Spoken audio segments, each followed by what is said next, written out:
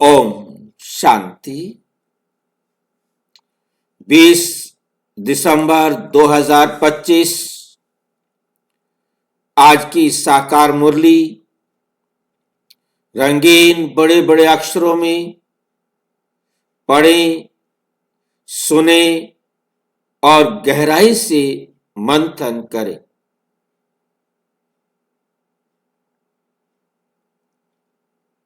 हम प्रतिदिन प्रातः 4 बजे, 6 बजे, शाम को 4 बजे, 8 बजे मुरली मंथन करते हैं। आप सभी भी इस मुरली मंथन में साथी व सहयोगी बन सकते हैं, जिसके लिए इसी वीडियो के डिस्क्रिप्शन बॉक्स में लिंक दिया हुआ है गूगल मीट का, जो लिंक चारों समय रोजाना के लिए एक रहता है।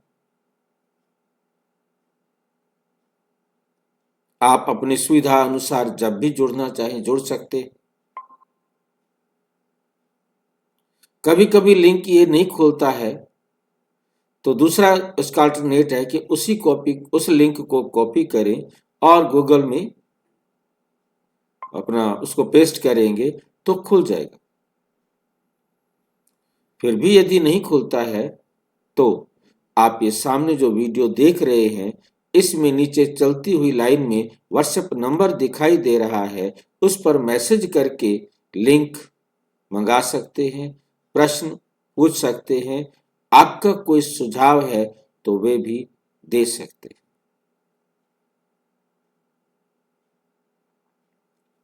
अच्छा,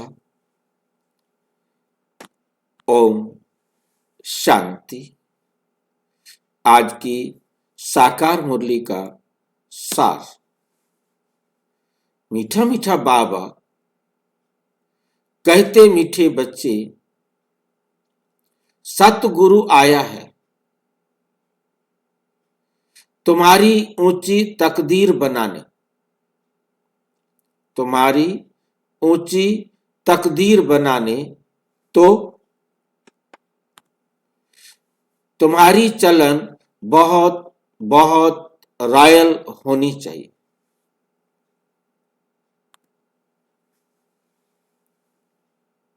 सतगुरु आया है। सतगुरु एक ही परमपिता परम आत्मा है, जो अशरीरी है, अजन्मा है, अयोनी है, अभोक्ता है, सर्वज्ञ है, सर्वोच्च है, जो कभी भी अपने में किसी भी प्रकार के झूठ को मिक्स नहीं होने देता, झूठ के साथ रहते हुए भी झूठ से न्यारा रहता है। झूठी काया, झूठी माया, झूठे संसार में आकर पर काया प्रवेश करके हम पतितों को पावन बनाने का पुरुषार्थ करते हैं, परंतु पर काया का प्रवेश करने के बाद भी उसे भोगते नहीं, अभोक्ता रहते हैं।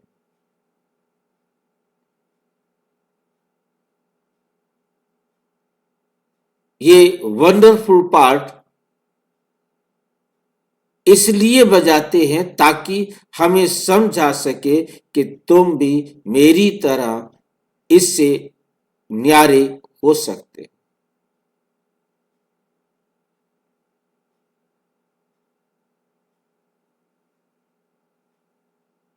जैसे मैं पर काया प्रवेश करके न्यारा होता हूं, ऐसे तुम भी इस शरीर में होते हुए इस शरीर से न्यारे हो जाओ।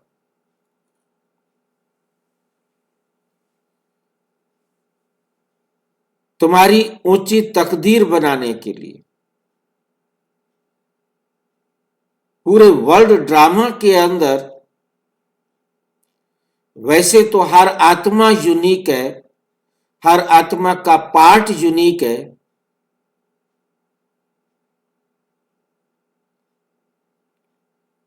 परंतु परम आत्मा का पार्ट भी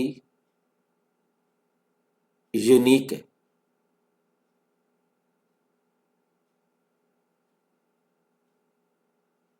वो आकर सारी गिरती जा रही आत्माओं को ऊंची तकदीर बनाने की ड्रामा अनुसार एक्यूरेट टाइम पर आकर विधि सिखाते।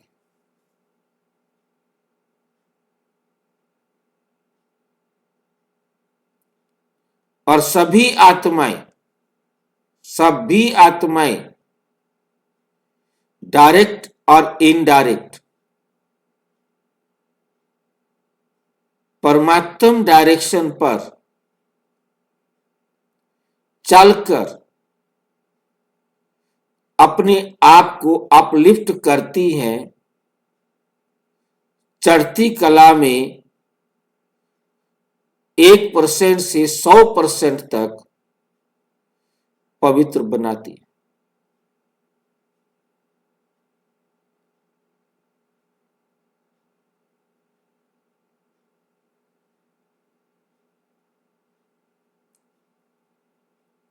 हर आत्मा की यूनिक आईडी, मेरिट लिस्ट का नंबर उसकी चरम अवस्था के आधार पर निश्चित है।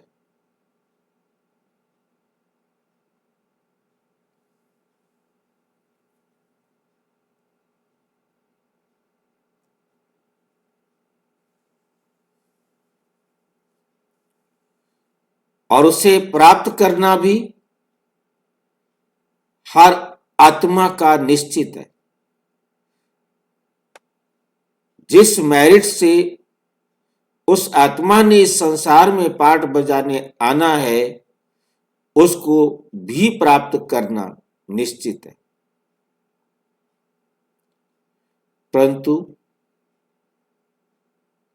निमित्त परमात्मा आकर हर आत्मा को ज्ञान देते हैं, समझ देते हैं, उसको धारण करने की विधि सिखाते हैं और वो बनता है।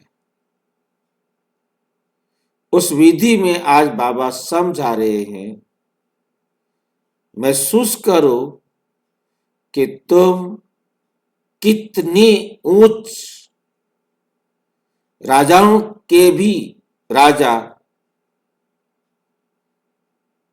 सर्व आत्माओं में सर्वोच्च बाप के बच्चे हो, तो तुम्हारी चलन बहुत बहुत रॉयल होनी चाहिए। तुम्हारे व्यवहार में ये नशा होना चाहिए कि आप ईश्वरीय संतान हो, आप ईश्वरीय स्टूडेंट हो, आप ईश्वरीय मार्ग पर चलकर न केवल स्वयं मुक्ति, जीवन मुक्ति को प्राप्त करते हो, सबको मुक्ति और जीवन मुक्ति प्राप्त करने में सहयोगी भी बनते हो, निमित्त भी बनते हो। इस स्मृति के साथ ब्राह्मण जीवन अर्थात खुशियों का जीवन आपका होना चाहिए। प्रश्न, ड्रामा का कौन सा प्लान बना हुआ है, इसलिए किसी को दोष नहीं दे सकते।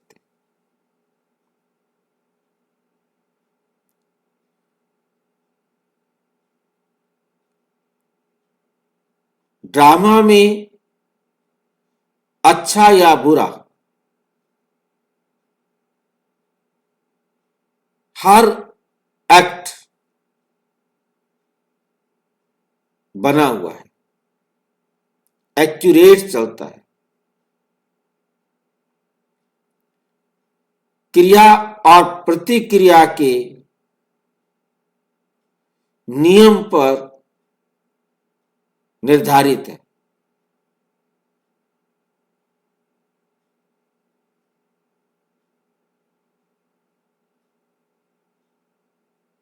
फुल प्रूफ है।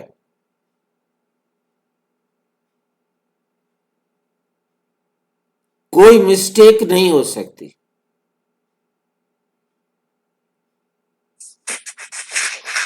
भाई जी, हाँ जी। आप परंतु से जहाँ शुरू किया ना आपने, पहले हम्म। व्याख्या कर रहे थे आप सार का, हेडलाइन का, हम्म। तो वो परंतु जहाँ से शुरू हुआ ना, वहां से फिर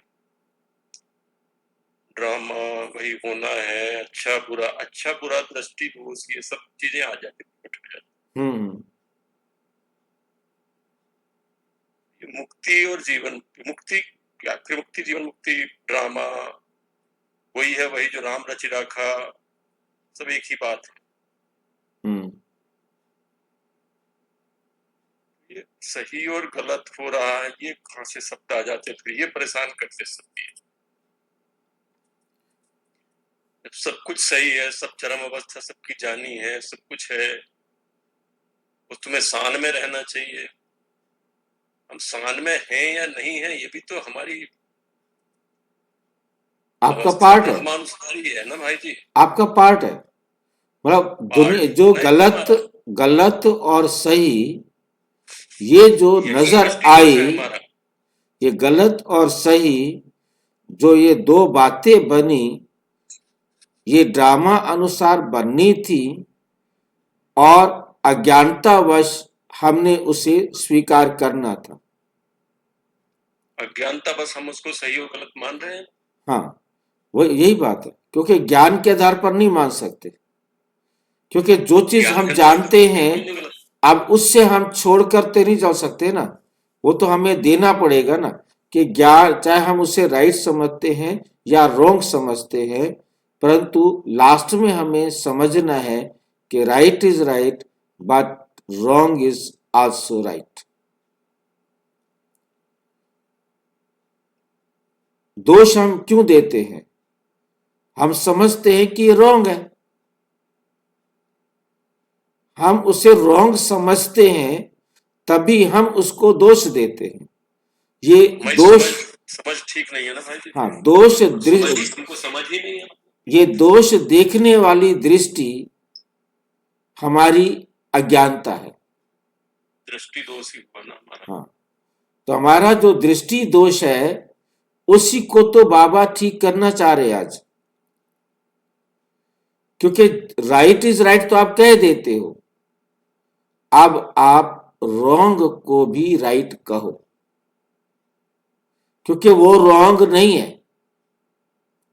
आप आज से 10 जन्म में कोई गलती करके आए हुए थे, आज आप उस कर्म का हिसाब बराबर कर रहे हो, आपको मालूम नहीं है मैंने इनको कब दुख दिया था, परंतु ये जो लाइन आपने जोड़ दिया ना, फिर आगे से जो आप गलती करते आए थे 10 जन्म पहले, हाँ, जो आपने लाइन जोड़ दी ना, बिल्कुल बिल्कुल, तो वो गलती करते थी, गलत गलती का पहचान या समझ कह दो या ना समझी कहो, सब एक ही बात है। तो तब हमें उस समय गलती समझ में नहीं आई थी ना। आज हम अपनी गलती तो देखना नहीं चाहते, हम दूसरे की गलती देखते हैं। हमारी जो दूर की नजर है वो खराब है, वही दृष्टि दोष है। उसी को ही बाबा समझा रहे हैं, मैं गलती करूं तो गलती नहीं, पर तो दूसरे करे तो वो गलती। ये हमारी जो दृष्टि दोष था, उस दृष्टि दोष को हम हमें समझा रहे हैं कि वो आपको बराबर हो रहा है। अब ये दोष दोष नहीं रहा, दोनों बराबर हो गए। आपने उससे लिए हुए थे, आज आपने उसे दे दिए, हिसाब बराबर हुआ। कर्मों की गति को ना समझने के कारण ही तो दोष था।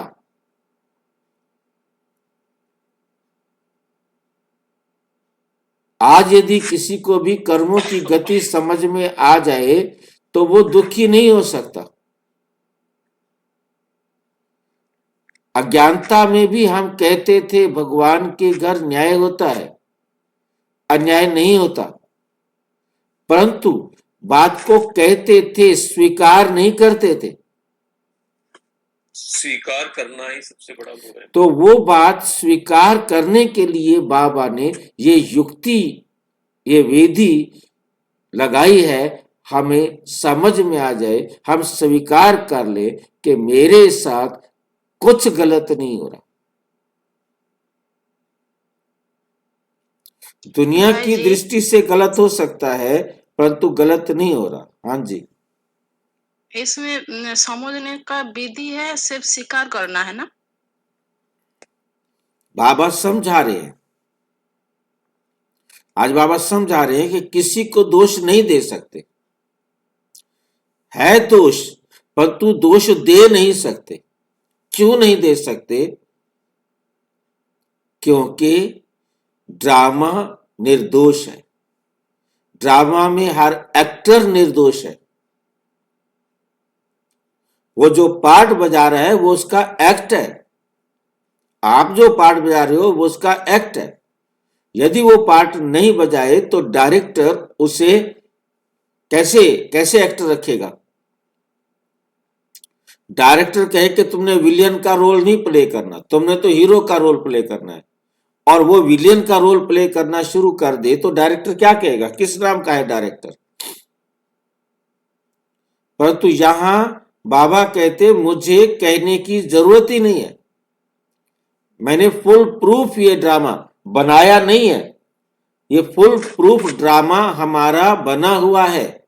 इस ड्रामा का ज्ञाता केवल एक मैं हूं। इस ड्रामा के आदि मध्य अंत का राज मैं समझा रहा हूं कि ये ड्रामा फुल प्रूफ है। कोई हीरो विलेन नहीं है। देखो, ड्रामा में होंगे हीरो भी होंगे, विलेन भी होंगे, परंतु फुल प्रूफ का मतलब कार्मिक अकाउंट के हिसाब से बना हुआ है। जो देगा वो लेगा, टेंशन मत लो। हर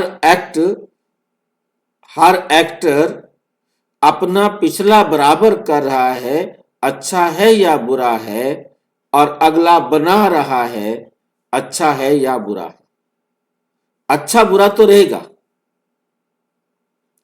परंतु अच्छा भी और बुरा भी दोनों ड्रामा में बराबर होते हैं। हर एक्ट पर हर आत्मा को न्याय मिलता है, अन्याय नहीं मिलता। हर एक्ट पर हर आत्मा को न्याय मिलता है, अन्याय नहीं मिलता।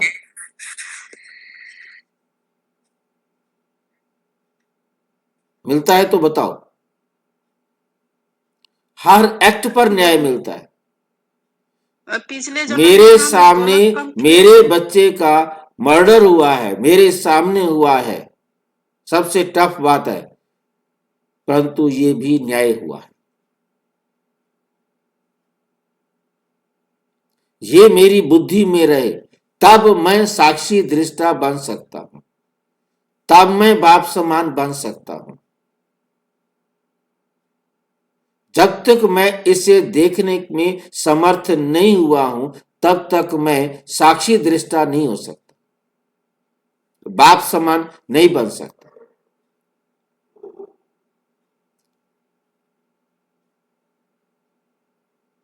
क्या बाबा को नहीं मालूम कि देखो कि इस युद्ध के अंदर लाखों लोग मारे जाएंगे? वो रोक नहीं सकता क्या? तड़प रहे हैं, फिर किस बात का भगवान है? दुनिया वाले पूछते हैं, दोष देते हैं। भगवान पर दोष इसीलिए लगता है, परमात्मा जानता है, कुछ नहीं करता है। उसे कुछ करने की जरूरत नहीं है, परंतु हमें परमात्मा के समान बनकर कुछ करने की जरूरत नहीं, इसमें थोड़ा सा अंतर देखना पड़ता है। हम वो करेंगे जो मेरा पाठ है। मैं कहूं बाद में कि तुम्हें ऐसे नहीं करना चाहिए था, कह सकता हूं, परंतु ज्ञान हो तो मैं नहीं कह सकता कि तुम्हें ऐसे नहीं करना चाहिए था। वो मेरे बच्चे को मारने के लिए आया है, उससे पहले कि उसकी गोली चलती मैंने गोली चला दी, उसको मार दिया। और बाद में पता लगा कि वो तो एक्टिंग कर रहे थे। आपने सोचा ही नहीं। आप देखते तो सही, क्या देखता, गोली मार देता तब। पर तो पता नहीं ना उसको कि ये रियल नहीं है, ये सिर्फ रोल प्ले कर रहे हैं। मेरा रोल था कि मैं उसका टाइम था, उसकी मौत आई थी, मैंने अज्ञानतावश बिना जाने उसको पहले ही मार दिया, बेकसूर को मार दिया। यदि उसके मौत का समय ना आता तो मैं उसे गोली नहीं मारता। मैं भी राइट हूं। परमात्मा हमारे समान एक्शन में नहीं आता, इसलिए वो किसी को भी रोकता नहीं। उसको मालूम है सारे एक्टिंग कर रहे हैं, अपना कार्मिक अकाउंट बराबर कर रहे हैं। हमें भी ये मालूम हो कि ये एक्टिंग कर रहे हैं, अपना कार्मिक अकाउंट बराबर कर रहे हैं। क्या हो गया, ठीक है, मार दिया तो मार दिया, वो भी आत्मा वो भी आत्मा, उन दोनों का अपना कार्मिक अकाउंट बराबर हुआ। इतनी टफ बात को हम तभी फेस कर सकेंगे जब हम बाप समान ज्ञान को अपनी बुद्धि में सेट कर चुके होंगे। बाप समान यानी केवल जब हम आत्मा समझेंगे तभी स्वीकार कर पाएंगे। जब तक शरीर समझेंगे ये सबूत होगा, ये सबूत होगा कि मेरी खुशी गायब नहीं हुई। ये सबूत होगा। रहते संभव नहीं है भाई जी। हाँ जी, देह में रहते संभव नहीं है ये। देह भान में या देह में रहते संभव नहीं है। जब परमात्मा है, हम आत्मा, वो आत्मा, इसमें चाहे मैं हूं चाहे आप हो, जिसको ये महसूस होता है कि ये संभव नहीं है, उसका पद हाईएस्ट नहीं है।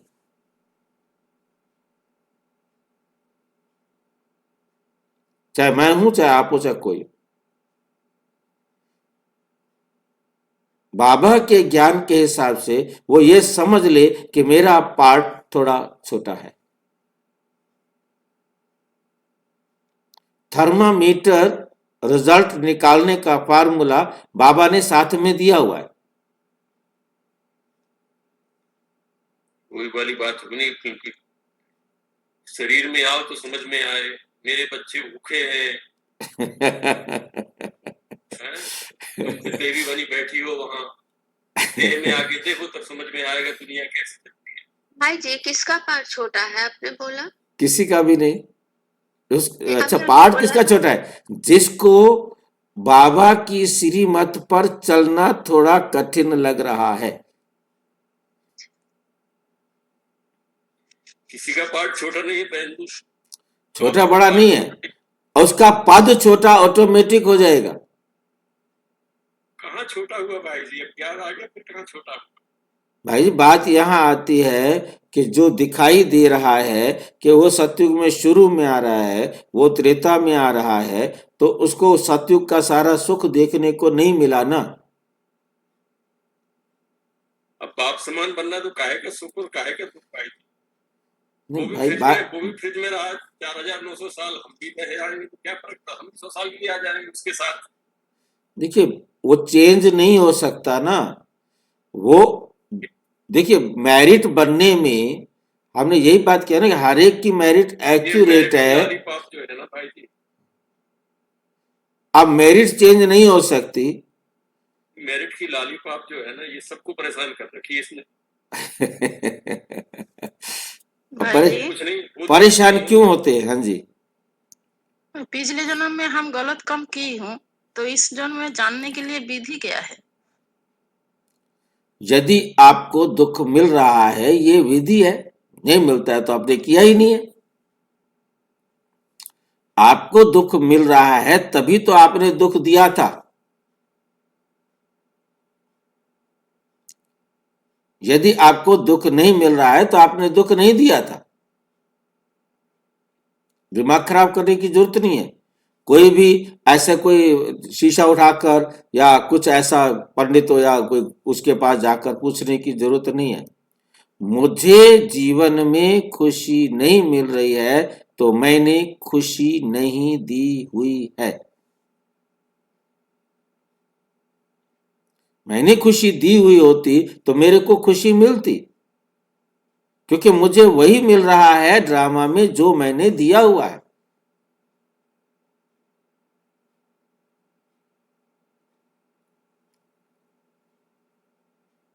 जानने का विधि यही है ना? यही जब समझ में आ गया कि यही है फार्मूला, हमें नियम समझ में आ गया, तो फिर हमें कोई और फार्मूला ढूंढने की जरूरत नहीं है। किसी पंडित के पास, किसी दीदी के पास, किसी के पास जाने की जरूरत नहीं है। मुझे सारे प्यार कर रहे हैं, मैंने उनको प्यार किया हुआ है, इसलिए वो प्यार कर रहे हैं। मुझे दुख दे रहे हैं, मैंने उनको दिया हुआ है, इसलिए मुझे दे रहे हैं। बात खत्म। भाई जी, पर जानने का बाद भी तो ड्रामा में है, वो हर कल्पों में यही करेगा, दुख नहीं देगा, फिर दुख मिलेगा। क्या मतलब दुख नहीं देगा मिलेगा कैसे? हो ही नहीं सकता। ड्रामा फुल प्रूफ है। आपने दिए बिना आपको मिल ही नहीं सकता। हाँ, हर कल्प वो ऐसा ही रिपीट होता रहेगा। बिल्कुल। तो इन सब का फायदा है क्या? क्या फायदा चाहिए मुझे बताओ। मतलब सेम सेम वही होता रहेगा, वही होता रहेगा, तो ये ज्ञान का भी फायदा क्या? बाबा ने तो यदि कह रखा ये है ना ज्ञान कि ना मिले तो हिसाब बराबर ना हो और परम धाम जाए कैसे? भाई जी, बाबा तो प्रेजेंट को अपने हाथ में दे रखे है ना, प्रेजेंट। बाबा ने प्रेजेंट अपने हाथ में रखा हुआ है, वो प्रेजेंट में रहते हैं, वो पास्ट और फ्यूचर में नहीं जाते। पर तो हम अपने पार्ट के अनुसार पास्ट और फ्यूचर में जाते हैं।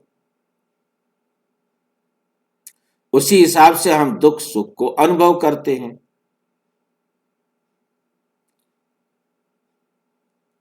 क्योंकि हम पिछला काउंट बराबर कर रहे हैं, भविष्य का अकाउंट बना रहे हैं साथ के साथ। हर एक्ट में हम पिछला बराबर करते हैं, अगला बनाते हैं।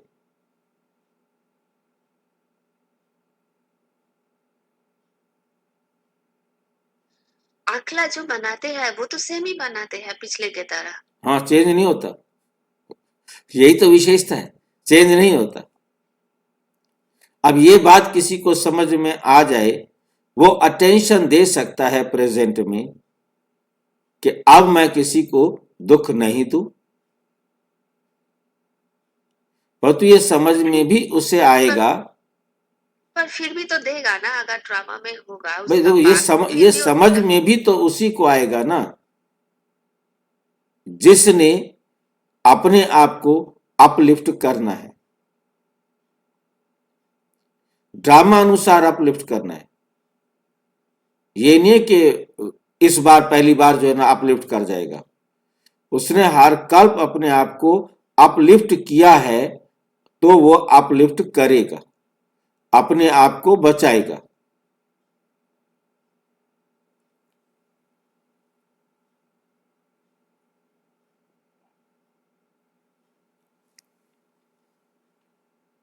है कोई डाउट तो बताओ।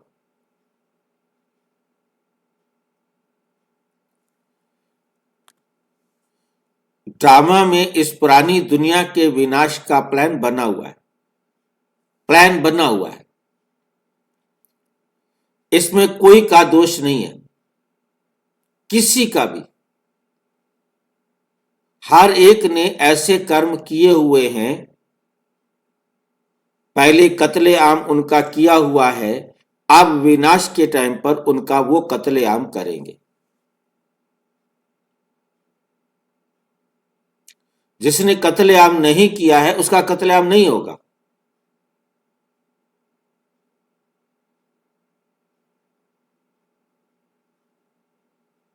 अब ये जो खून की नदियां बहनी है, वो कत्लेआम वाला पार्ट सबका रहा हुआ है। जितने लोगों का कत्लेआम किया हुआ है वो आकर के कत्लेआम करेंगे ना। मैं एक एग्जांपल ले रहा हूं कि मुसलमान भाई ने आकर उसका कत्लेआम किया है और इधर से उसने उनका कत्लेआम किया है, क्योंकि एक दूसरे की तरफ से वो आए, उसके परिवार का कत्लेआम करे और वो भी कत्लेआम उसका करे जिसने उनका करना है, क्योंकि जो करने वाले उनका भी तो कत्लेआम होना है। ये तो है नहीं कि वो बचे रहेंगे, कत्लेआम एक तरफ का हो जाएगा।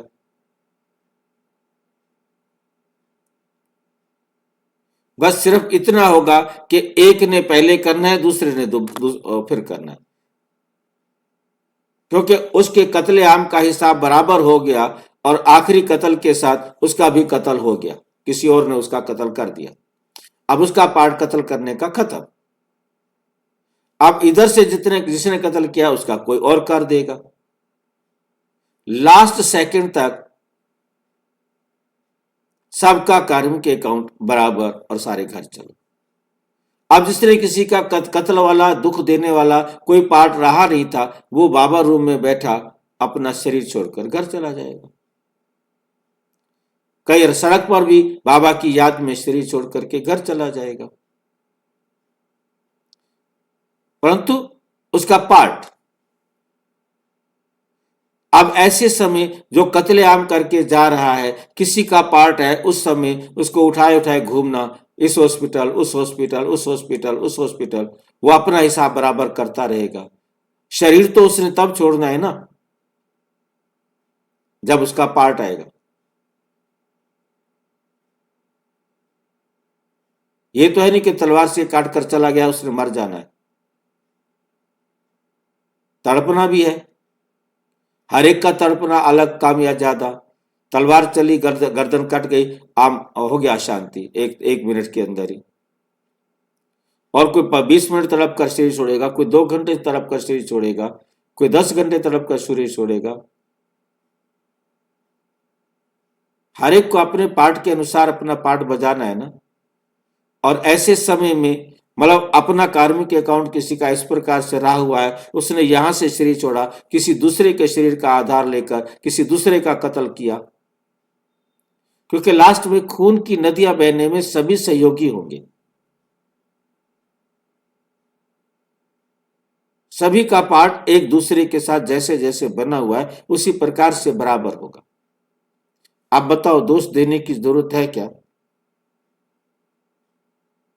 अब ऐसे समय में जो ब्रह्मा कुमार भाई बहने ज्ञान को अच्छी तरह समझ चुके होंगे वो स्थिर रहेंगे।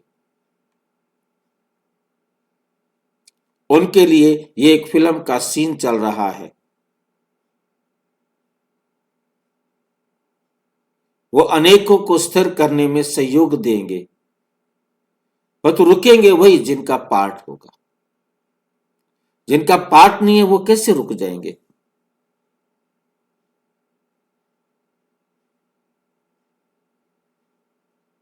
तो फिल्म में रोल जो है वही प्ले हो रहा है ना। फिर इसको फिल्म के रूप में देखो तो आपको लगेगा रोल प्ले हो रहा है, तो आप बाप समान बन गए। अब जो बाप समान बना होगा वही रोल समझ करके उसको देखेगा, नहीं तो वो उसे रियल समझकर दुख और सुख की फीलिंग करेगा।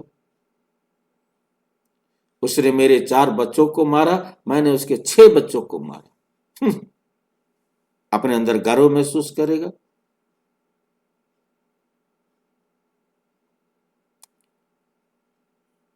इसमें किसी प्रकार का वो नहीं है।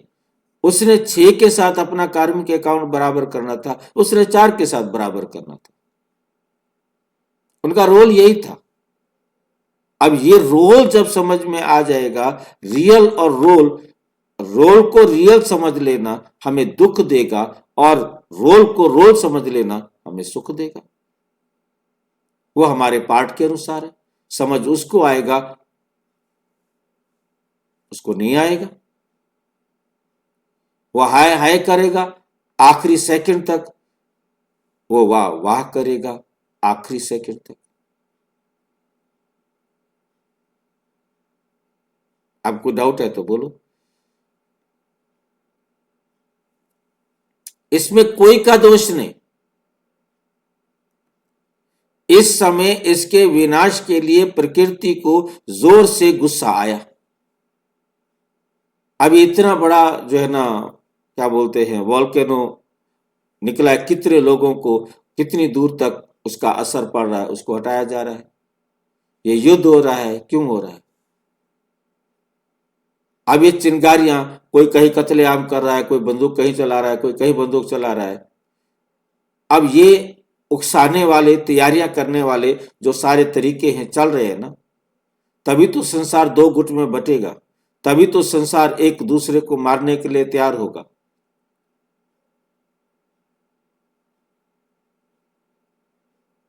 ऐसे तो तैयार नहीं हो सकता ना अचानक एकदम चलो भी हो जाए तैयार।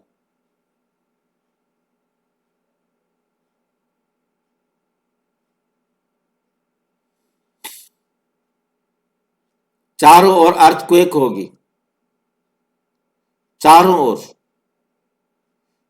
ये देखो, बाढ़ आ रही है, भूकंप आ रहा है, बस क्या बोलते हैं, पहाड़ गिर रहे हैं, भूकंप आ रहे हैं, तो सोचो ये सब सुनामी आ रही है, दुनिया भर की सुनामी आ रही है।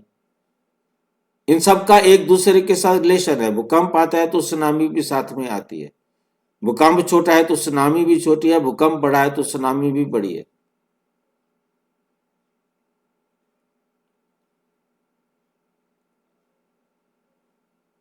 तो विनाश कितना भी भयानक हो, हमने उसे रोल के हिसाब से देखना है, उसे रियल नहीं समझना है। ये संसार में जो कुछ भी हो रहा है, हर आत्मा अपना रोल प्ले कर रही है।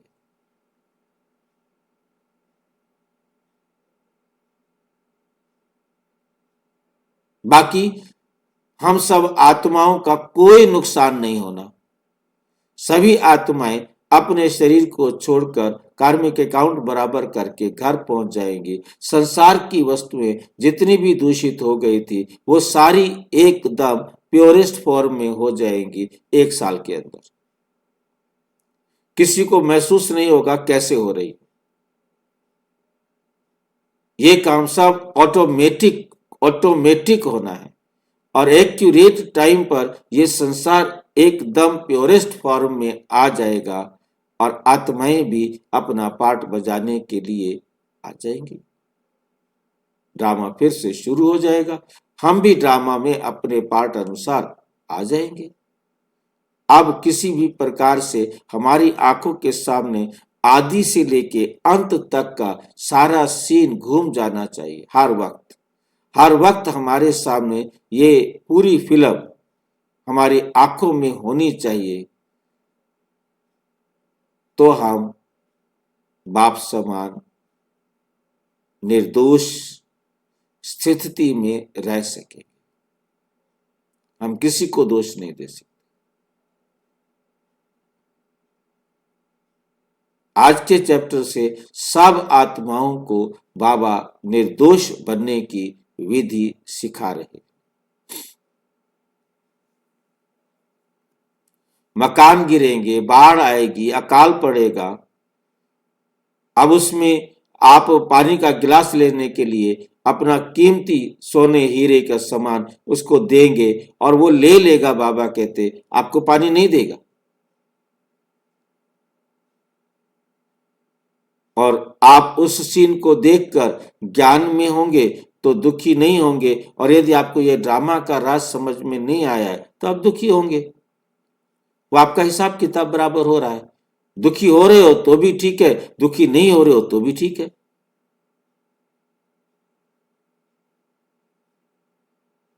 रॉन्ग नहीं है। इसलिए बाबा कहते बच्चे, अब इस पुरानी दुनिया से तुम अपना बुद्धि योग निकाल दो। I'm sorry, I didn't quite catch that. Could you please Satguru say that की again? श्रीमत पर चलो, जीते जी देह का भान छोड़ अपने को आत्मा समझ बाप को याद करो। बाप को याद करने का मतलब बाबा जैसे निर्दोष स्थिति में रहते हैं, किसी को दोष नहीं देते हैं, ऐसे ही तुमने भी किसी को दोष नहीं देना, ना स्वयं को दोष देना है, ना किसी दूसरे को दोष देना।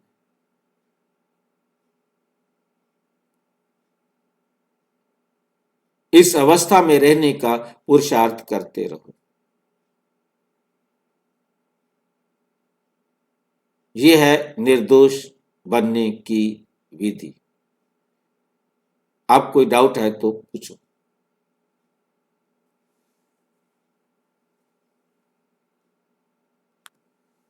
गीत। हमें उन राहों पर चलना है जहां चढ़ना और संभलना है। अब तक हम गिरते आए थे, संभलने की कोशिश करते रहते थे, परंतु वहां था हमारा गीत के हिसाब से गिरना और संभलना है। परंतु बाबा ने गीत की लाइन को चेंज किया और कहा हमें चढ़ना और संभलना है, अर्थात संभल संभल कर चलना है। बाबा हमारे गीतों में गलतियों को ढूंढकर उन गलतियों को ठीक करने की विधि सिखाते हैं। किन राहों पर चलना है? गुरु की राह पर चलना है, सतगुरु की राह पर चलना है। इसको गुरु कह करके ठीक करने की कोशिश करते हैं। गुरु कह करके, वो कौन सा गुरु है? उठते बैठते मनुष्यों के मुख से निकल जाता है वह गुरु। अब वह गुरु भी जो है ना, दुख में भी निकालते हैं तो सुख में भी निकालते हैं।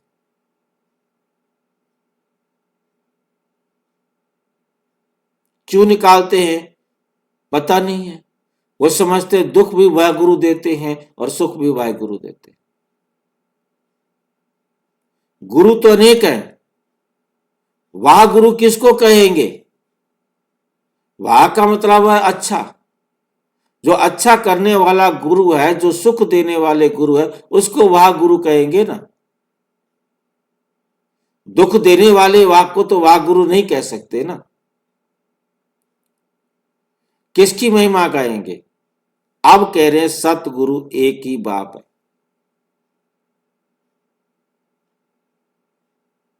गुरु की बात को समझाने के लिए ये सारी जो है ना कहानी बनाई कि सतगुरु केवल एक ही बाप है। बाकी दुनिया में जितने भी देहधारी गुरु हैं उनके साथ झूठ थोड़ा थोड़ा मिक्स हो गया है। झूठी काया, झूठी माया, झूठे संसार के कारण, वो भोक्ता होने के कारण बाप समान कंप्लीट नहीं है।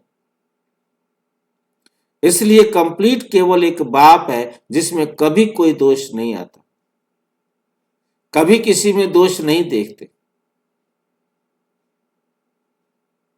उनके लिए दुनिया वाला अच्छा बच्चा भी और गंदा बच्चा भी दोनों बराबर है। उनको मालूम है कि सब अपने अपने रोल के हिसाब से ऐसे हैं। बाकी मेरे तो सारे एक्टर है ना, ये ड्रेस पहन रखी है इन्होंने, उसी हिसाब से अपना रोल प्ले कर रहे हैं। भक्ति मार्ग के ढेर गुरु हैं, कोई किसकी महिमा करते हैं, कोई किसकी महिमा करते हैं। बच्चों की बुद्धि में है कि सच्चा सतगुरु वो एक ही है, जिसकी ही वाह वाह मानी जाती है। सच्चा सतगुरु है तो जरूर झूठे भी होंगे। सच होता है संगम पर, भक्ति मार्ग में भी सच की महिमा गाते हैं। ऊंचे ते ऊंचे बाप ही, ऊंचे ते ऊंचा बाप ही सच्चा है। भक्ति मार्ग में ये कहते हैं जो ही लिबरेटर है, जो सब आकर मुक्ति देता है, गाइड भी बनता है। आजकल के गुरु लोग तो गंगा स्नान पर ले जाते हैं, अपने अपने तीर्थ में, गुरुद्वारे में ले जाएगा, वो चर्च में ले जाएगा, वो मस्जिद तक ले जाएगा, या उनका अगला स्थान जो है वहां तक ले जाएगा।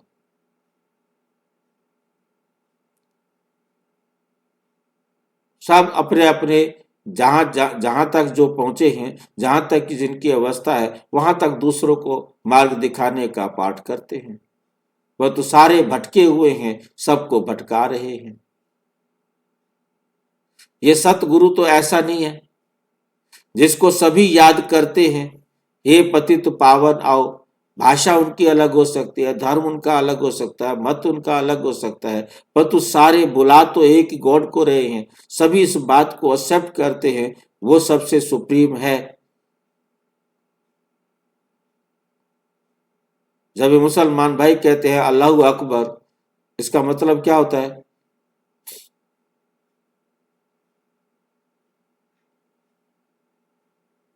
अल्लाह तो कितना महान है, तो सबको राह दिखाने वाला है। महान। अब दुनिया वालों ने अकबर को समझ लिया, अकबर उसका नाम नहीं था, सिर्फ उनको जलालुद्दीन अकबर कहा उन्होंने अपनी भाषा में। जलालुद्दीन जो है वो महान है, उन्होंने जलालुद्दीन को एक तरफ दिया, महानी। अब अकबर महान, तो अंग्रेजी में क्या लिखा जाएगा? ग्रेट ग्रेट, क्योंकि अकबर का अर्थ भी ग्रेट है उर्दू में, हिंदी में महान भी ग्रेट है। तो अंग्रेजी में जब ट्रांसलेट करते हैं कहीं भी अकबर ग्रेट, तो वो क्या करेगा? महान महान।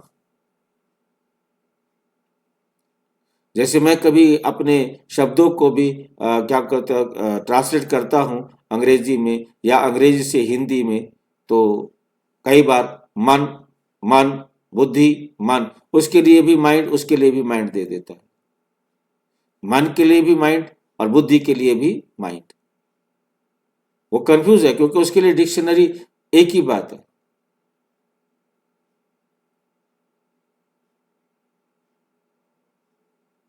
इस प्रकार से हमें बहुत अच्छी तरह से समझना है। हे पतित पावन आओ, पतित पावन सतगुरु को कहा जाता है, वही पावन बना सकते हैं, वो गुरु लोग पावन बना नहीं सकते। वे कोई ऐसे नहीं कहते कि माम एकम याद करो। अब ये माम एकम याद करो इतना एक साधारण शब्द बन गया है भक्ति मार्ग के आधार पर, और बाबा के पास आने से ये एक माम एकम शब्द कितना टफ है। अर्थ ही नहीं जानते, बस माम एकम याद करो, मुझे याद करो। अच्छा जी, राम को याद करो, राम को याद करे, कृष्ण को याद करे, उनके नाम को जपे जा रहे हैं। अब माम एकम याद करो, इसका अर्थ तो बाबा ने आके समझाया, बच्चे मेरी श्रीमत पर चलो। ये लो जी, हम तो नाम रट रट के सारी जिंदगी मर गए। अब जाके समझ में आया, पहले दिन क्यों नहीं बताया कि याद करो का मतलब मेरी श्रीमत पर चलना है। भल गीता भी पढ़ते हैं, परंतु अर्थ का तो पता बिल्कुल ही नहीं है ना।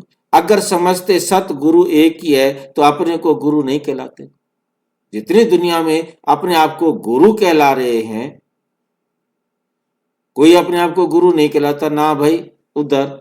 अब जैसे आपको कोई भी कुछ कहेगा, आप कहेंगे मैंने कुछ नहीं किया, बाबा ने बताया, मेरे को थोड़ा आता था, मेरे को भी तो पता नहीं था। कोई हमारी दीदी बहनें जो भी मुरली सुनाने वाले हैं, कोई अपने आप को गुरु समझते हैं? चाहे बाबा मुरली के अंदर गुरु भाई कह देता है कि तुम मेरे गुरु भाई हो, ये ब्रह्मा बाबा कह सकता है कि तुम मेरे गुरु भाई हो, शिव बाबा नहीं कह सकता कि तुम मेरे गुरु भाई हो। गुरु भाई का अर्थ है कि एक ही गुरु के हम बच्चे हैं, हम गुरु हैं नहीं। मतलब ब्रह्मा बाबा भी ये गलती नहीं करता कि कहीं अपने आप को समझे कि मैं गुरु हूं। हम एक ही गुरु के बच्चे हैं, इसलिए हम गुरु भाई हैं।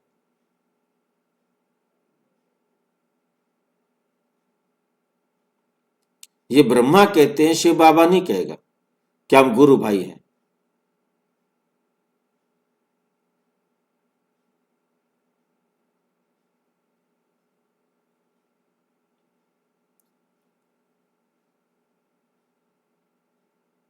ड्रामा अनुसार भक्ति मार्ग की डिपार्टमेंट ही अलग है, जिसमें अनेक गुरु अनेक भक्त हैं। वे ये तो एक ही है। फिर ये देवी देवताएं पहले नंबर में आते हैं, अभी लास्ट में है बाप आकर इन्हों को सतयुग की बादशाही देते हैं, तो सबको ऑटोमेटिकली वापस जाना है।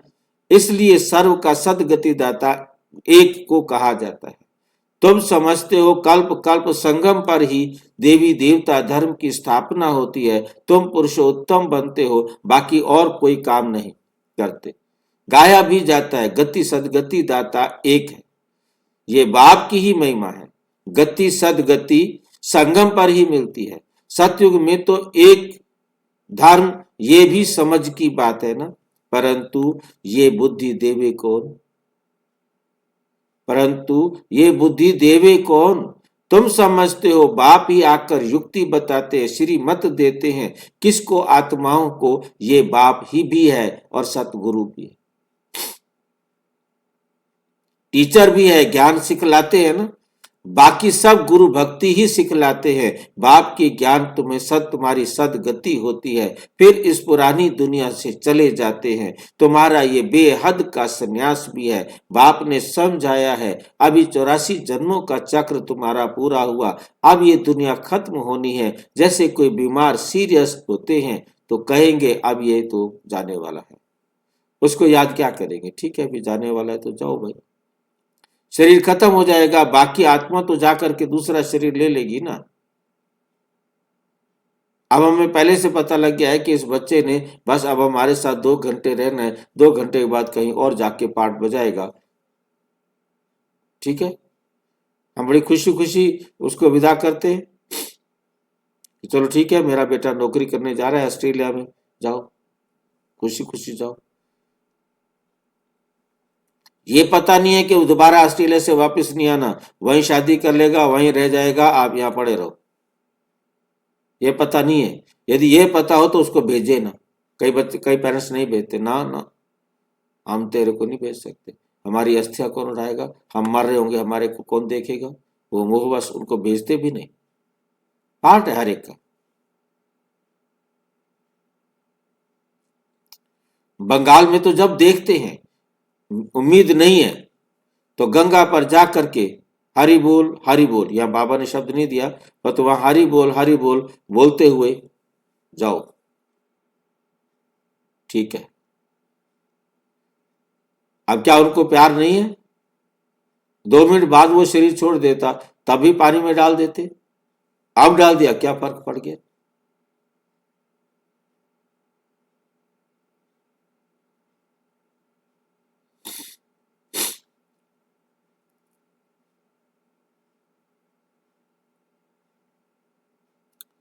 फिर जाकर कहते हैं डूब जा देवियों की मूर्तियों की ला करके पूजा करके फिर जाकर पानी में डूब जा करते हैं। डूब जा के लिए उसके ऊपर चढ़ जाते हैं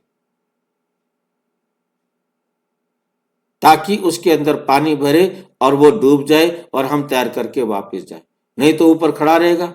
अब ये जब तक खड़ा रहेगा, दिखाई देता रहेगा, तब तक हम मांस कैसे खाएंगे, शराब कैसे पिएंगे, विकार में कैसे जाएंगे? ये देख लेगा,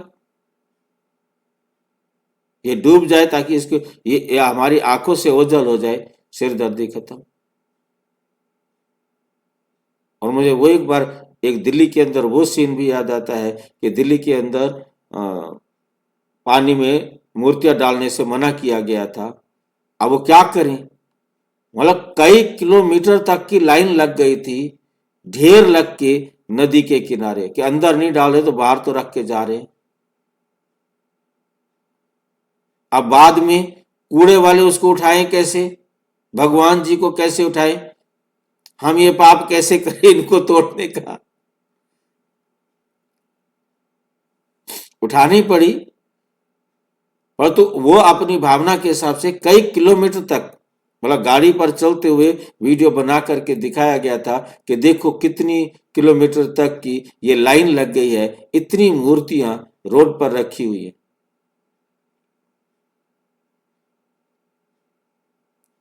जो पानी में जाके कचरा करते और ही पानी को सड़ाते।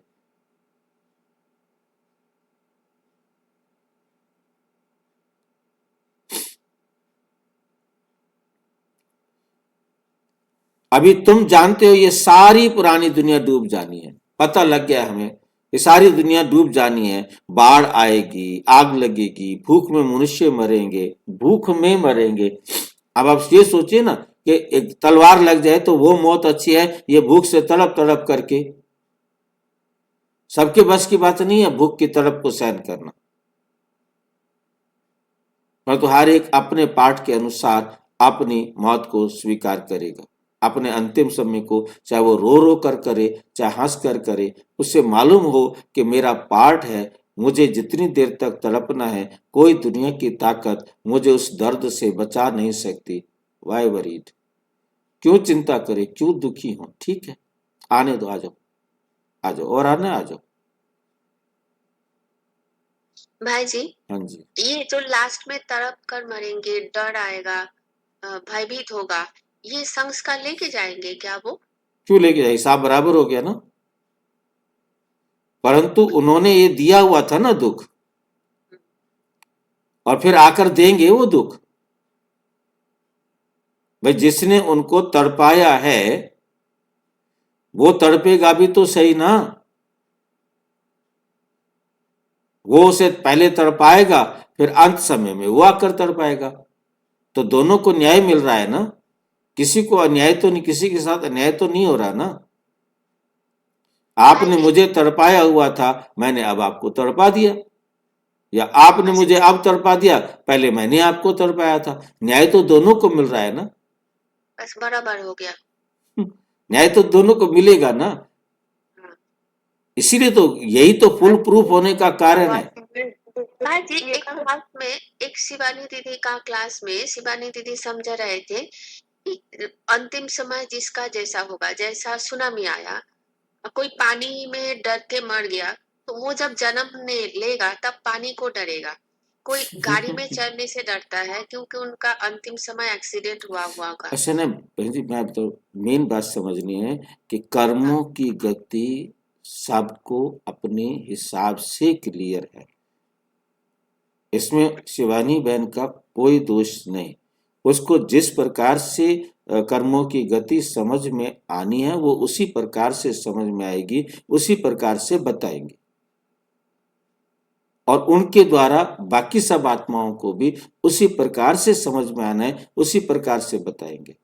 इस कर्मों की गति को आप जितने भी भाई बहनों से सुनेंगे, सबका अलग अलग अलग है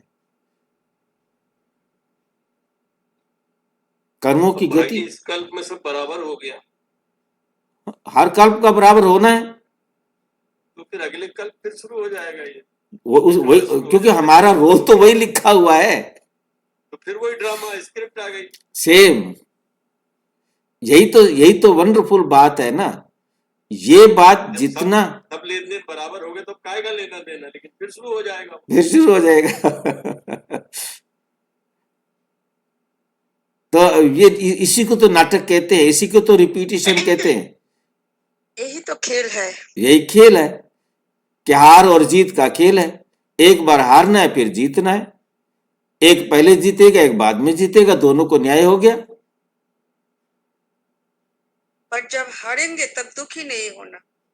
अब ये बात तो इस समय बाबा आके समझाता है ना, पूरे सतयुग में तो नहीं समझाता ना। भाई जी, इसका मतलब कोई किस जन्म में डरपोक होगा या मतलब उनका आत्मिक बल ज्यादा होगा, ये सब ऐसा ही होता, मतलब उसका जो रिकॉर्डिंग है उसके हिसाब से होगा। उसी हिसाब से होगा। कि वो भाई पहले डरपोक रहा, डरता रहा, अब वो दूसरों को डराता रहा, क्योंकि जिन्होंने उसको डराया था वो आके उनको अब डराएगा। हिसाब बराबर होगा। भाई जी, ये अंतिम समय चल रहा है, यही समझना है ना। बिल्कुल। अब ज्ञान हमें अब मिला है ना, सच तो हमें अब मिला है ना, पहले हमारे पास सच थोड़ा ही था।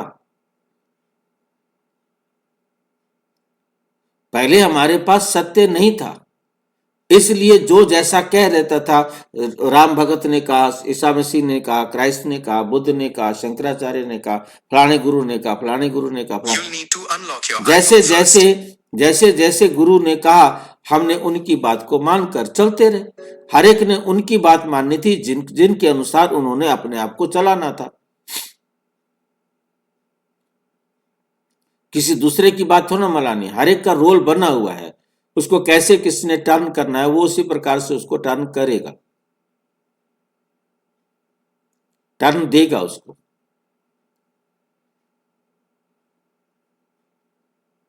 अब आपके साथ बैठ करके हमें ज्ञान कंसेप्ट क्लियर होना है तो होगा, नहीं तो मैं भी आधे घंटे में मुरली पढ़ के ओम शांति अलग हो जाता हूं। ये रोल हम सबका मिल करके, आपकी पेशेंस, सबकी पेशेंस, और मेरी भी अपनी तरफ से मैं कहूं कि पेशेंस, पर हर एक की पेशेंस का काम है। मैं कहूं कि मेरे को जल्दी ये काम करना है, आधे घंटे में मुरली सुनानी मेरी ड्यूटी है, मैं मुरली सुना रहा हूं, बस जाओ, मैं भी जा सकता हूं।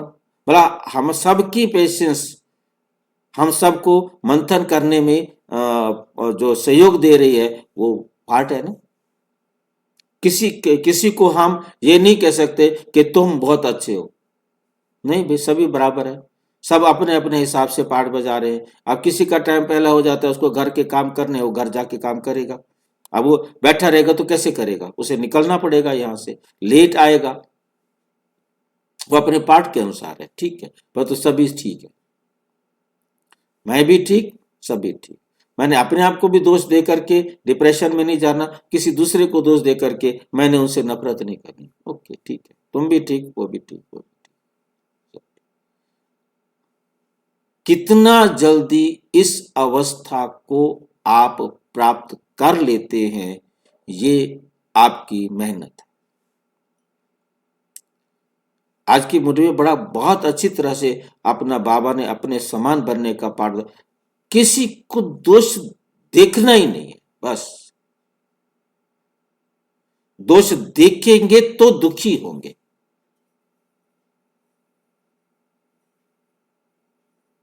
इसको हम जितना समझ लेंगे तो हम स्थिर रह पाएंगे। बिल्कुल, यही मेहनत है, तो यही ऐसा ही होता रहेगा हर कल्पों में, हर ये कल्प में, समझ लेने से हम स्थिर रहेंगे। बिल्कुल यही ज्ञान है। बाबा इसी को कहते हैं मंथन करो। अब हम बैठ करके यदि एक एक बात पर मंथन नहीं करें तो हमारे अंदर वो शक्ति जागृत नहीं होगी ना।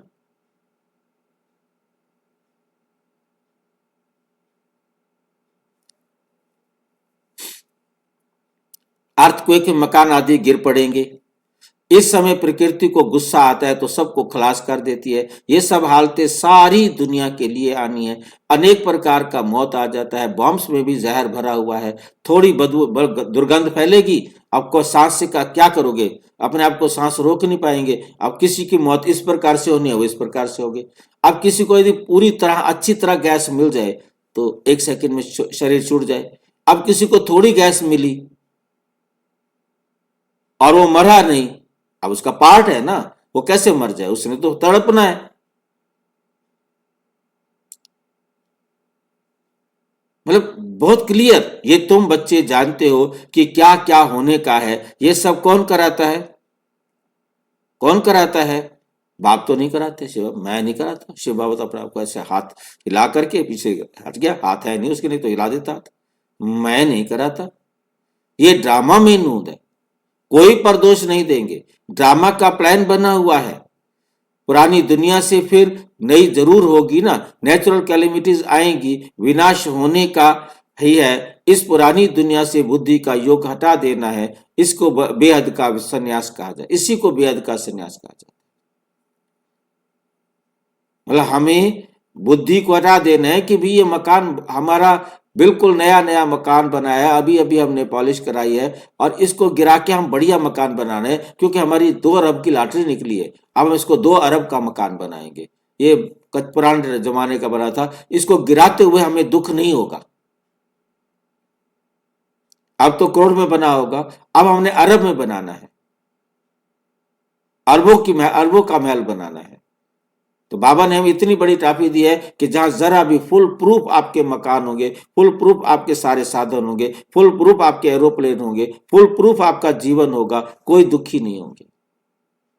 अब ऐसा महल बनाना है तो पुराने महल को तो गिराना पड़ेगा ना। जिसकी बुद्धि में होगा कि हमारे लिए नया महल बन रहा है, हम इस पुराने महल को गिरने तो अच्छा, शाबाश, जल्दी जल्दी गिर और हम जल्दी जल्दी नए महल में जाए। अब उन्हें दुख होगा। अब जिनको ये समझ में आ गया होगा, जिन्होंने इतना पुरुषार्थ कर लिया होगा कि हम नए महल में जाने के लायक बन रहे हैं, हमने नए महल में जाना है, वो इससे ममत्व हटा दे। टूटने दो। ये शरीर छोड़ रहे हो तो कोई बात नहीं है, ये फिर हमें सतयुग में मिलेंगे ना, या जिस समय जिन जिन आत्माओं का पाठ होगा फिर मिलेंगी, कहां जाएंगे, फिर हमने पाठ तो बजाना है। ये रोल ही तो है। रोल को रोल समझेंगे, रियल नहीं समझेंगे। सत्य क्या है वो हमारे को याद रहे तो हमारा जीवन श्रेष्ठ बनता जाएगा। इसको बेहद का संन्यास कहा जाता है, इसको कहा जाता है। अब तुम कहेंगे वाह सतगुरु वाह, जो हमको ये रास्ता बताया। बच्चों को भी समझाते हैं, ऐसी चलन नहीं चलो जो उनकी निंदा हो। तुम यहाँ जीते जी मरते हो, देह को छोड़ अपने को आत्मा समझते हो। देह से न्यारी आत्मा बन बाप को याद करना है। ये तो बहुत अच्छा है, ये तो बहुत अच्छा है। कहते हैं वाह सतगुरु वाह, पारलौकिक सतगुरु की ही वाह वाह होती है। लौकिक गुरु तो ढेर है, लौकिक गुरु तो ढेर है, सतगुरु तो एक ही है, सच्चा सच्चा, जिसका फिर भक्ति मार्ग में भी नाम चला आता है। सारी सृष्टि का बाप तो एक ही है। कोई सृष्टि की स्थापना कैसे होती है ये भी किसी को पता नहीं है, ये भी किसी को पता नहीं है। शास्त्रों में तो दिखाते हैं प्रलय हो गई, फिर पीपल के पत्ते पर श्री कृष्ण आ गया। अब तुम समझते हो पीपल के पत्ते पर कैसे आएगा। श्री कृष्ण की महिमा करने से कुछ फायदा नहीं होता। तुम्हें अब चढ़ती कला में ले जाने के लिए सतगुरु मिला है। कहते हैं ना चढ़ती कला तेरे पाणे सर्व का भला। तो रूहानी बाप आत्माओं को बैठ समझाते हैं 84 जन्म भी आत्मा ने लिए हैं। हर एक के जन्म में नाम रूप दूसरा हो जाता है। ऐसे नहीं कहेंगे फलाने ने 84 जन्म लिए हैं, नहीं। उस आत्मा का हर जन्म में शरीर बदलता जा रहा है। आप जो नाम ले रहे हो वो शरीर का था। अब कृष्ण जो है एक जन्म में जब कृष्ण बना, जब उसका नाम कृष्ण रखा गया, वो शरीर का नाम रखा गया। अब अगला जन्म लिया तो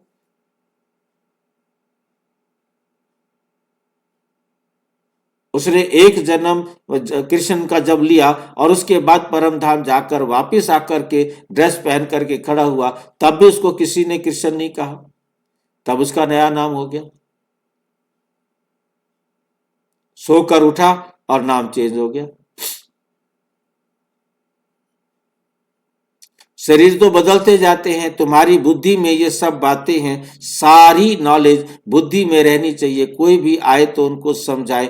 आदि में था ही ये देवी देवताओं का राज्य, फिर मध्य में रावण का राज्य हुआ। सीढ़ी उतरते रहे। सतयुग में कहेंगे सतो प्रधान, सतो रजो तमो में उतरते हैं। चक्र फिरता रहता है। कोई कोई कहते हैं बाबा को क्या पड़ी थी पता नहीं, जो 84 का चक्कर में हमको लाया। क्या पड़ी थी बाबा को, कभी पूछा आपने बाबा से? आज पूछेंगे बाबा से, क्या पड़ी थी तेरे को ये सारा सृष्टि से। हाँ जी, जो दुखी होते हैं वही पूछते हैं कि ये ड्रामा क्यों बना हुआ है। अब हमें पूछना पड़ेगा ना, ताकि उन दुखियों का दुख दूर हो। समझ मिल गई है तो क्यों पूछे बाबा से? बाबा का तो कोई हमें समझ मिली है तभी तो पूछेंगे, तभी तो जवाब मिलेगा, तभी तो वीडियो बनेगा, तभी तो सबको दुख से मुक्त कर सकेंगे। हमारे समझ में आने का फायदा तब है ना जब हम दूसरे को समझा सके, वरना हमें बाबा हमारी समझ में आए सर्टिफिकेट नहीं देगा। हमें अपना सर्टिफिकेट लेने का लालच है, तो ये पूछना पड़ेगा ना, ये क्वेश्चन डालना पड़ेगा, तभी तो आंसर निकलेगा ना।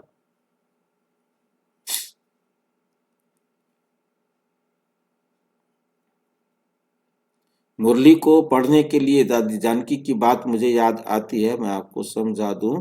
दादी जानकी कहती है मुरली पढ़ते वक्त पहले मुरली पढ़ो कि ये मेरे लिए मुरली है, फिर मुरली पढ़ो कि ये औरों के लिए मुरली कैसे है। दो काम करने हैं, क्योंकि पढ़ना और पढ़ाना है।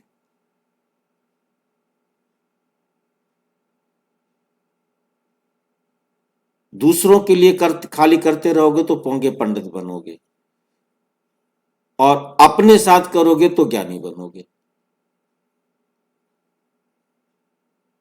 अपने को भी सुधारना है और औरों को भी साथ में सहयोग देना है। इसलिए ये क्वेश्चन पूछना है कि क्या पड़ी थी तेरे को।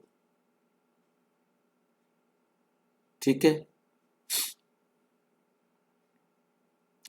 लेकिन ये तो सृष्टि चक्र अनादि बना हुआ है, इनके आदि मध्य अंत को जानना है। मनुष्य होकर अगर नहीं जानते हैं तो वो नास्तिक है। जानने से तुमको कितना ऊंच पद मिलता है, ये पढ़ाई कितनी ऊंच है, बड़ा इम्तिहान पास करने वाले की दिल में खुशी होती है ना। हम बड़े थे, बड़ा पद पाएंगे। तुम जानते हो ये लक्ष्मी नारायण अपने पूर्व जन्म में सीख कर फिर मनुष्य से देवता बने।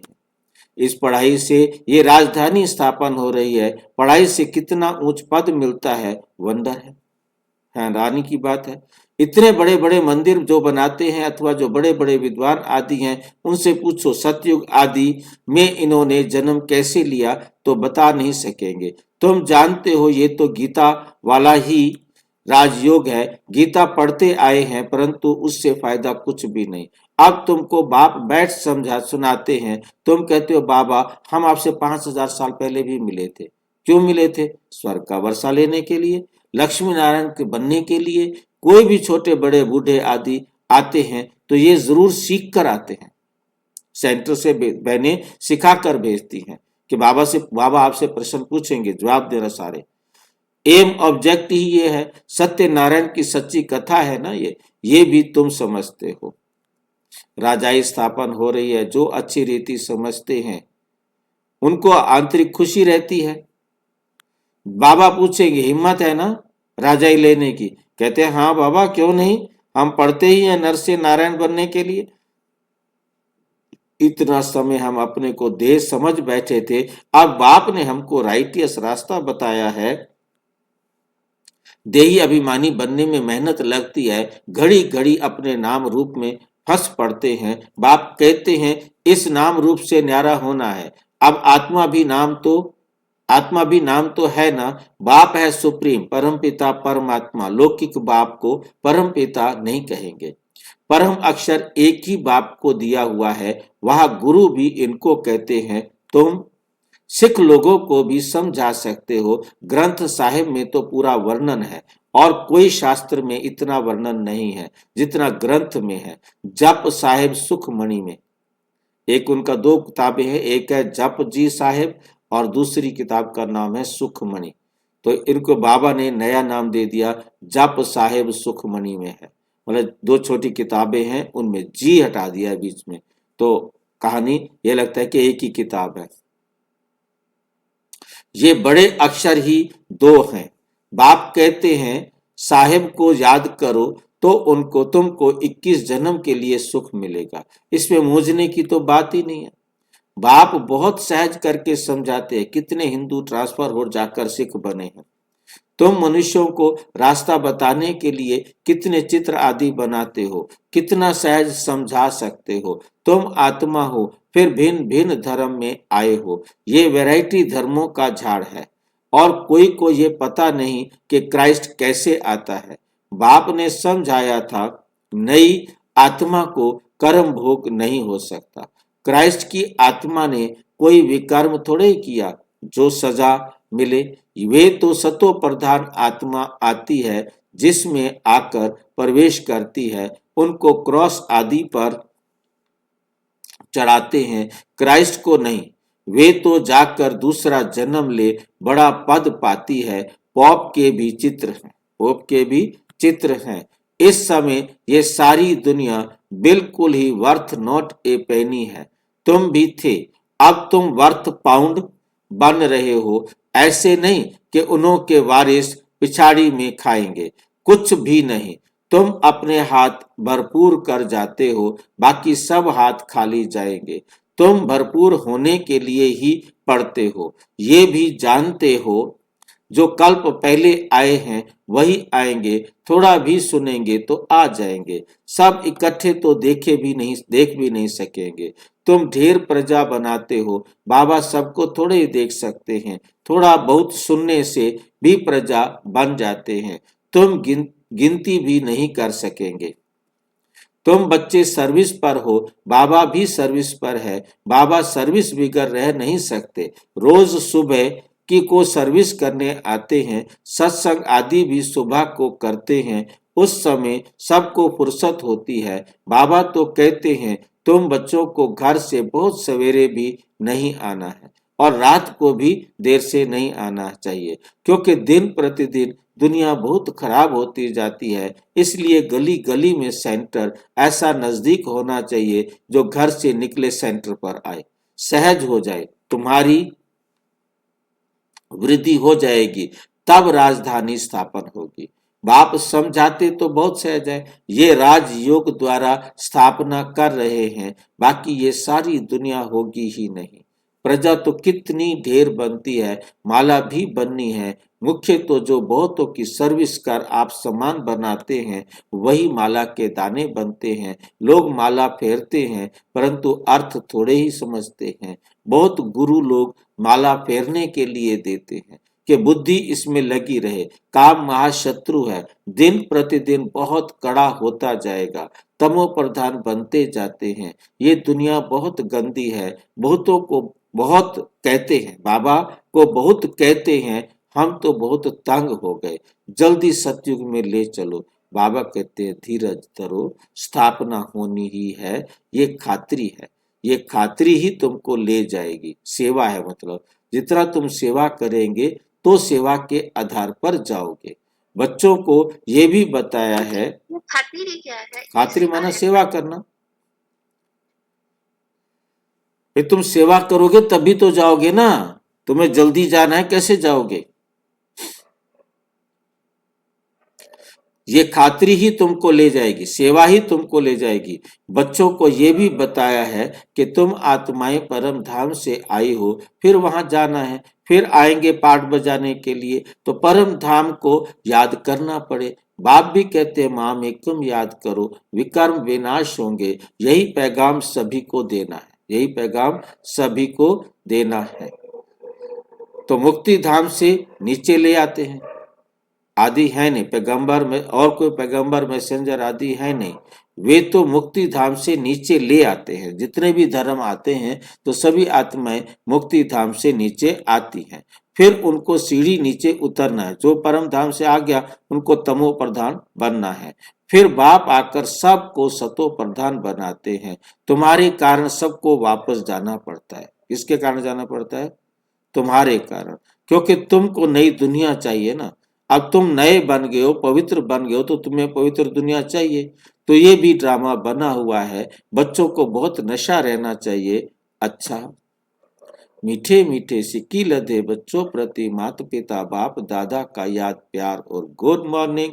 रूहानी बाप की रूहानी बच्चों को नमस्ते। हम रूहानी बच्चों की रूहानी बाप दादा को नमस्ते नमस्ते नमस्ते। धारणा के लिए मुख्य सार नंबर 1, इस देह के नाम रूप से न्यारा होकर देही अभिमानी बनना है। ऐसी चलन नहीं चलनी है जो सतगुरु की निंदा हो। माला का दाना बनने के लिए बहुतों को आप समान बनाने की सेवा करनी है। आंतरिक खुशी में रहना है कि हम राजाई लेने के लिए पढ़ रहे हैं। ये पढ़ाई है ही नर से नारायण बनने की। वरदान, निरंतर याद द्वारा अविनाशी कमाई जमा करने वाले सर्व खजानों के अधिकारी भव। निरंतर याद द्वारा हर कदम में कमाई जमा करते रहो तो सुख शांति आनंद प्रेम इन सब खजानों के अधिकार का अनुभव करते रहेंगे। कोई कष्ट अनुभव नहीं होगा, कोई कष्ट अनुभव नहीं होंगे। संगम पर ब्राह्मणों को कोई कष्ट ही नहीं हो नहीं सकता। यदि कोई कष्ट आता भी है तो बाप को याद दिलाने के लिए। जैसे गुलाब के पुष्प के साथ कांटा उनके बचाव का साधन होता है, वैसे ये तकलीफें और बाप की याद दिलाने के निमित्त बनती है। ये जितने भी दुख आते हैं ये हमें बाप को याद करने में सहयोगी बनती है। स्लोगन, स्नेह रूप का अनुभव तो सुनाते हो, अब शक्ति रूप का अनुभव सुनाओ। अव्यक्त इशारे, अब संपन्न व कर्मातीत बनने की धुन लगाओ। जैसे साकार में देखा, लास्ट कर्मातीत स्टेज का पार्ट सिर्फ ब्लेसिंग देने का रहा। ब्रह्मा बाबा का लास्ट का पार्ट क्या रहा? सिर्फ ब्लेसिंग देने का। बैलेंस की भी विशेषता और ब्लेसिंग की भी कमाल रही। कितना बाबा ने अपना बैलेंस बनाया और कितना अच्छी तरह ब्लेसिंग दी लास्ट में। ऐसे फॉलो फादर सहज और शक्तिशाली। ये ब्लेसिंग और बैलेंस को थोड़ा बोलिए ना। टाइम को देखो। ब्लेसिंग कभी बाद में भी पूछ सकते हैं। ब्लेसिंग माना आशीर्वाद देना, बैलेंस माना संतुलन बनाना, तराजू। दुख और सुख का, जिसको बाबा ब्रह्मा बाबा ने वहां पर कहा कर्म भोग और कर्म योग की युद्ध थी, थोड़ी देर का खेल था, आखिर कर्म योग की कर्म भोग पर विजय हुई। ये उनका बैलेंस था कि उनकी अवस्था खराब नहीं हुई। मतलब किसी बच्चे को ये महसूस नहीं हुआ कि इनको बहुत दर्द हो रहा है। मतलब दर्द को भी और उसको भी और सारा मतलब और लास्ट में सब आत्माओं को ब्लेसिंग भी दी कि निराकारी भव, निर्विकारी भव, निरहंकारी भव। मतलब दर्द हो रहा है, कोई मतलब नहीं है। मतलब एकदम ब्लेसिंग और बैलेंस दोनों का यहाँ पर लास्ट में बाबा ने ऐसे जो है, तुमने भी लास्ट में कितना भी दर्द हो, कितना भी तकलीफ हो, कितना भी कष्ट हो, आपने खुशी खुशी वाह वाह वाह वाह चलो कर चलते हैं। यहाँ का हिसाब खत्म हुआ, अब जाकर आराम से सोएंगे। ऐसे फॉलो फादर सहज और शक्तिशाली सेवा यही है। अब विशेष आत्माओं का पार्ट है ब्लेसिंग देने का, चाहे नाइनों से दो तो चाहे मस्तक मणि से दो, आप दृष्टि से दो, रूहानी दो, चाहे जिस्मानी दो, वो आपकी अपनी मर्जी है। देनी तो आपको लास्ट में जो है वो देंगे ही। अच्छा, ओम शांति। और विस्तार से जानने के लिए प्रजापिता ब्रह्मा कुमारी ईश्वरीय विश्वविद्यालय के किसी भी सेवा केंद्र पर संपर्क करें और यदि कोई प्रश्न है तो 9213106986 पर केवल टेलीग्राम करें, 9650692270 पर केवल व्हाट्सएप करें, फोन नहीं। ओम शांति।